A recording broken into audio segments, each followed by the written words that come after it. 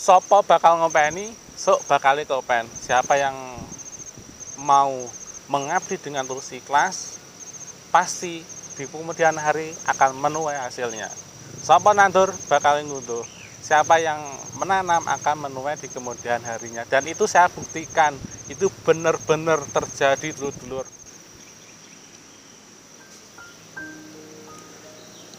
Assalamualaikum warahmatullahi wabarakatuh. Salam pencaksilat, salam persaudaraan, salam sahabat silat dimanapun berada. Saya dapat uang 10 juta dari pencaksilat. Kok bisa? Itu gini dulur-dulur. Saya akan membagi kisah saya sedikit kepada dulur-dulur. Kisah pengalaman saya di dunia persilatan. Saya mendapatkan prestasi, beasiswa prestasi di perguruan tinggi Jember. Itu hampir 10 juta pada tahun 2020 awal. Kisahnya seperti ini. Saya mendapatkan prestasi juara 1 di kelas G dewasa di kejuaraan nasional Erlangga pada tahun 2019. Wah, kalau tidak salah ya dulur-dulur, itu di bulan 8 Agustus. Kemudian pada 2019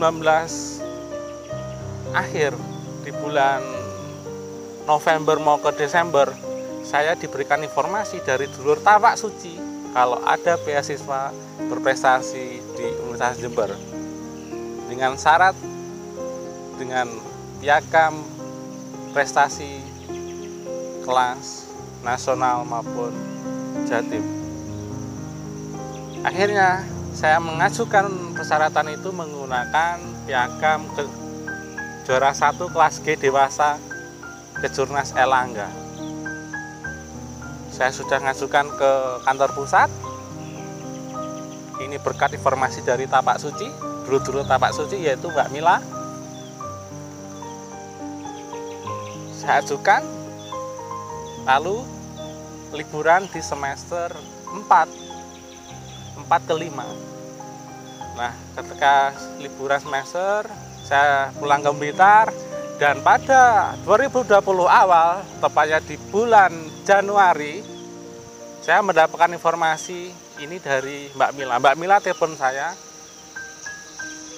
Mas Eka, sampean dapat beasiswa berprestasi. Dan ternyata yang mendapatkan beasiswa berprestasi itu hanya 2 orang dulur.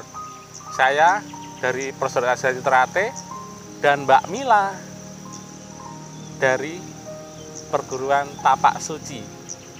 Di sini kita ambil hikmahnya dulur bahwa jangan sampai kita memutuskan silaturahmi paseduluran, karena paseduluran dengan berbeda organisasi ini tidak ada salahnya dulur, malah indah.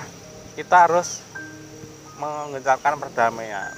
Seperti saya dan Mbak Mila, walaupun kita berbeda organisasi, tetapi Mbak Mila dan saya itu nggak pernah membedakan satu sama lainnya. Sehingga Mbak Mila itu memberikan informasi kepada saya kalau saya mendapatkan prestasi, beasiswa berprestasi. Akhirnya besok saya berangkat ke Jember dulur. Berangkat ke Jember dan saya tidak tahu nominalnya berapa karena hanya beasiswa berprestasi. Dan ternyata ketika saya ke kantor pusat dan saya diberikan SK dan saya langsung ke bank, dan ketika cair dulur, uang itu hampir 10 juta. Saya kaget dulu, karena kagetnya kenapa? Ketika saat itu saya memang membutuhkan beasiswa tersebut.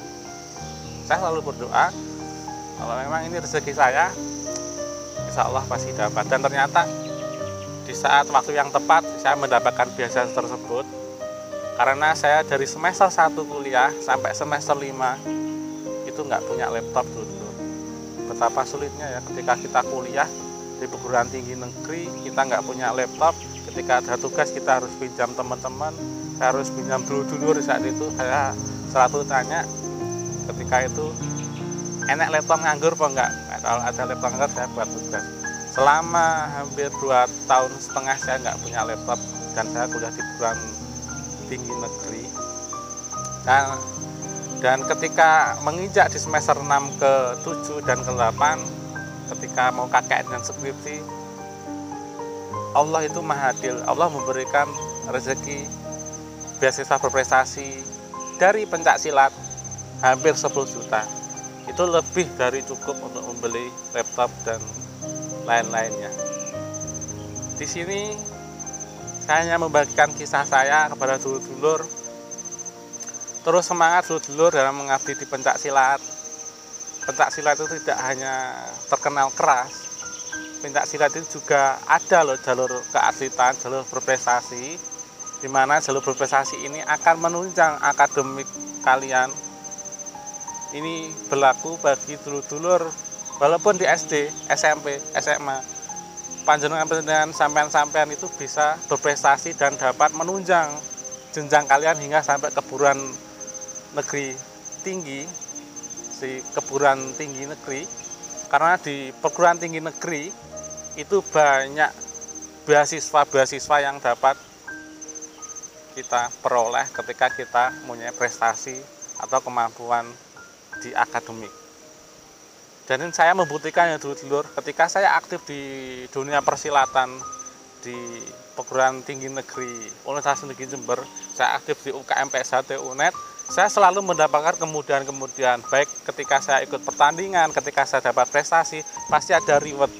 Dan reward itu hampir 1,5 juta saya dapat juara, saya pasti mendapatkan hampir 1,5 juta dari reward dari piagam yang saya raih. Dan yang paling besar yaitu dari beasiswa berprestasi yang diadakan oleh Universitas Jember, saya hampir mendapatkan 10 juta dari piagam kelas G dewasa juara 1 di Kejurnas Erlangga pada tahun 2019, dan saya asuhkan pada tahun 2020 awal saya mendapatkan hampir 10 juta itu dari pencak silat. Dan ini saya katakan ini berkat pencak silat dulur-dulur. Kalau saya tidak terjun di dunia pencak silat, mungkin saya tidak akan mendapatkan semua kemudahan itu. Di Perguruan Silat Trate ada suatu kalimat motivasi dari almarhum Mas Imam Sopangat, sopo bakal ngopeni, sok bakali kopen. Siapa yang mau mengabdi dengan tulus ikhlas, pasti di kemudian hari akan menuai hasilnya. Sopo nandur bakal ngutur. Siapa yang menanam akan menuai di kemudian harinya. Dan itu saya buktikan, itu benar-benar terjadi dulur-dulur. Benar-benar terjadi. Mungkin kita sekarang nggak akan merasakan, tapi kemudian hari kita akan merasakan. Yang paling terpenting, jangan memutus suatu silaturahmi, jangan memutus hubungan silaturahmi, baik dengan teman, baik dengan dulur-dulur, baik dengan dulur-dulur dan teman-teman berbeda organisasi pencak silat. Jangan sampai kita memutus silaturahmi, karena rezeki itu terbukanya dari silaturahmi, baik itu rezekinya berupa informasi maupun berupa yang lainnya. Terus semangat, jangan pantang menyerah, bahwa teman-teman dulur yang di dunia persilatan sekarang, ayo kita rubah mindsetnya masyarakat bahwa banyak mengira pencak silat itu sukanya tawuran, pencak silat itu taunya masyarakat sering berbuat ulah di masyarakat. Kita rubah, pencak silat sekarang ada wadah yaitu keatletan. Pencak silat ada wadahnya di pertandingan, dan pencak silat juga diperhatikan oleh pemerintah. Pencak silat juga diperhatikan oleh suatu lembaga-lembaga pendidikan. Bagi adik-adik dan dulur-dulur yang sekarang di dunia persilatan, semangat, khususnya di jalur prestasi. Kalian adalah pejuang budaya asli Indonesia, kalian adalah pelestari budaya asli Indonesia. Terus semangat. Yang paling saya bangga ketika saya naik podium di Erlangga, di Surabaya, di Kejurnas, saya membawa nama persaudaraan Silat Trate Universitas Jember. Ketika saya naik podium paling atas, di podium paling atas juara 1, itulah momen dimana kita membawa nama organisasi di ranah prestasi. Karena mengembangkan suatu organisasi ataupun perguruan bisa dilakukan di ranah prestasi. Itu kisah saya. tulis kisah kalian di kolom komentar. Saya Sekar Rizky Saputra dari Kabupaten Blitar, Desa Semen, Kecamatan Gandusari. Terima kasih banyak yang sudah mendukung channel saya. Semoga bermanfaat.